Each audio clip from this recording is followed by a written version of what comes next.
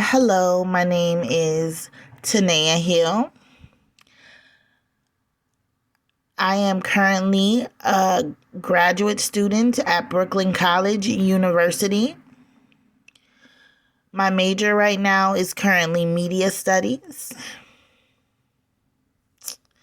My background is that I have an undergraduate degree in sociology. I am a songwriter. Um, I currently have my own clothing brand that I'm looking to develop, and I am an author.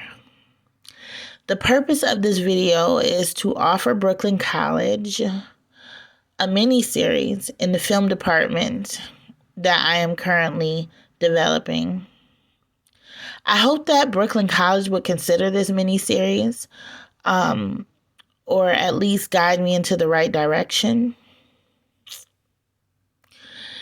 The name of this mini series is called The Southern Boy. The settings take place in Baltimore, Maryland, and Tennessee. If this miniseries were to develop and extend into a regular series, there would be one underlining factor that brings all the characters and the storylines together. Basically, I want to talk about first, if this miniseries were to evolve into an actual series, an actual episode. Now, the first underlining factor that would actually bring all the characters together and how they're relatable would be that in the series itself, the characters are very unsure of their lifestyles, and they all visit a tarot card reader for advice and direction. And that would be how all of the characters and their lifestyles and their situations are relatable to each other. Now, that would occur in the series. In the mini-series, there won't be many characters that are relatable through tarot card readers. It would just be a few characters that have gone and gotten their cards read or whatever. So I just want to start to talk about the miniseries. The miniseries starts off with a gentleman from Baltimore. He's an African American gentleman. He wakes up one morning and his sister has been killed in Baltimore. And he comes from a pretty normal family. His brother is a Jehovah's Witness. They sort of live amongst the ghetto in Baltimore, but it's not so ghetto where it's just so worn down. It's sort of like not totally middle class suburban, but it's a little lower class. So anyhow, he has a sister who has been killed. And he has a brother who is a Jehovah's Witness that lives amongst the community, who is a very, very wonderful person. The Jehovah's Witness that lives amongst the community, which is his brother, lives normal just like any other person, talks normal just like any other person, understands problems just like any other person. And throughout his journey in the neighborhoods that he lives in, he tries to bring people closer to Jehovah. That's what he does. Now, the brother is a Jehovah's Witness, and the rest of the family is not. They do have to respect his wishes as a younger male of a Jehovah's Witness community. His brother joins the community of Jehovah at age 15 and announced to his brother and his mom that he wanted to become part of this community. But overall, even though he is a Jehovah's Witness, he interacts just like any other person. And the conversations often lead to the burdens that he has to listen to and understand, lead to him getting followers or whatever. So anyhow, the main character's sister has died. And he has no idea why his sister has been shot and killed and left under a bridge. So he seeks a tarot card reader. And in the readings, the tarot card reader says that she sees an Asian gang. She sees his sister has been around an Asian gang from Baltimore. So the brother starts to do his own police work, and he starts to watch and research some of the Asian gangs in the area. So what happens is he comes across an Asian gang, and during the time that he comes across this Asian gang, he goes back to the tarot card reader and he tells the tarot card reader the name of the Asian gang, and she starts to give him more information. And during the reading, she tells him she sees a girl from the South somewhere, a Southern girl. So it goes back to the Asian gang and he asks, do they have any girls from the South? And the Asian gang tells him that they have plenty of girls from the South. And that's how the miniseries starts. So he buys one of the girls from him, and the girl has been sex trafficked from Tennessee. And then he discovers that this Asian gang has several girls that they have sex trafficked. And he finds out the result of it is because the Asian gangs own housing complexes in Tennessee, and the parents and the occupiers will not pay them rent. And as retaliation for the rents being unpaid to the Asian gangs to the Asians that own the properties in Tennessee, they in turn sex traffic the girls to Baltimore. They sex traffic particularly daughters, nieces, and girls from the families that won't pay them their rent.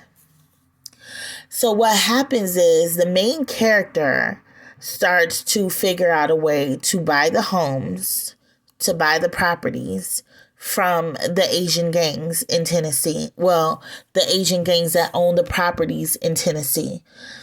So the main character does a lot of dirty work. He gets up a lot of money and he starts to buy out the properties from the Asian gangs that own the properties in Tennessee. And so he buys out these properties and he frees all of these girls that have been sex trafficked, and he returns them back home to their families. So now the main character has properties in Tennessee. And now the story begins to shift. Now there's a Southern type setting. There's one setting in the shift in Tennessee where there is a couple, a forbidden couple. There is a white guy and a black woman who are secretly dating in Tennessee. They come from totally different backgrounds. The white guy is a supremacist. I mean, the white guy is a son of a supremacist. The white guy is not a supremacist, but he is the son of a supremacist. The black girl is a daughter of a pro-black family. And these two people have been secretly dating for years. They see each other under bridges. And they secretly date. And this is going on in Tennessee. And so, as the scenes start to shift, you're going to start to see the different hostilities from being in Baltimore to being down south in Tennessee. You're going to see a little bit more of the shift in black powers and white powers. And so that's going to be one issue. Another issue is a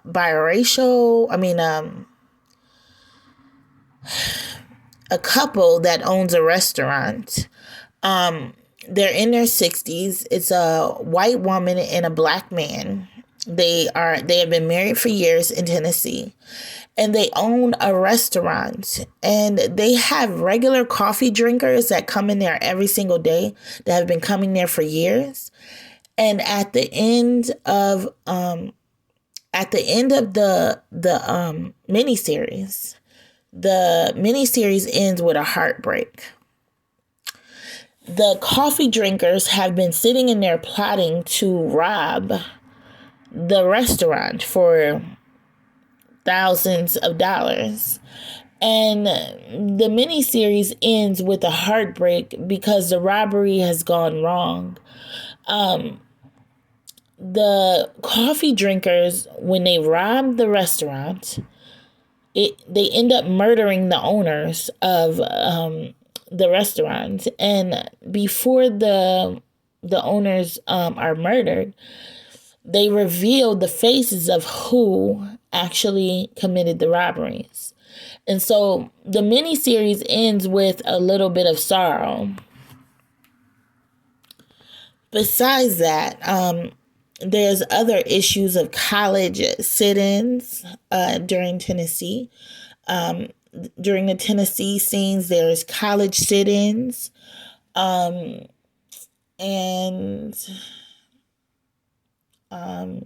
disputes about equal rights discriminations and other issues. So when the miniseries ends, there's going to be a lot of letdowns. So the restaurant scene where the regular coffee drinkers who actually killed the owners, that's one letdown. The other letdown is where the couple that have secretly been dating that have two separate lives, where the guy has a supremacist father, a supremacist family, and the lady has a pro-black family. They are found out about and forced to choose and separate, and that's one sorrowful ending. And then the last sorrowful ending is that the guy, the main character, he finds out that his sister was one of the girls killed for owing rent to an Asian landlord in Baltimore. And so that is another sorrowful ending. And so the end of the miniseries is sort of like an ending where you want it to continue, because the main character, he wants to go back and kill the Asian gang that killed his sister, but the story ends. That's how it ends. He finds out that his sister was killed among the gangs who he bought these houses from. And so the brother, the Jehovah's Witness brother, asked him to please stay away from tarot cards, to please stop reading these tarot cards and believing in all these spirits and these beliefs. But the main character won't stop believing in them. And so these are all the different issues that occur in this miniseries. Now, there are going to be some positive things in it as well, but that's how the miniseries ends. Now, if the miniseries were to continue, the characters will pick up down in the South. There will be more characters visiting tarot card readers, trying to find better directions in their life. And then there will be more characters that are starting to combine. But I just want to I kind of want to get my point across about the world and cultures, and I want people to understand the sorrows of I guess of life or whatever. But basically that's what my mini series is going to be about. And I'm going to write it as clear as possible, and I will start to do an actual online tutorial, meaning the scripts that I write, the mini series that I write is going to be spoken. So once it's done, it'll be an audio script. Like, it'll still be written, but it's going to be an audio script. So that way, it'll be easily followed and not misunderstood.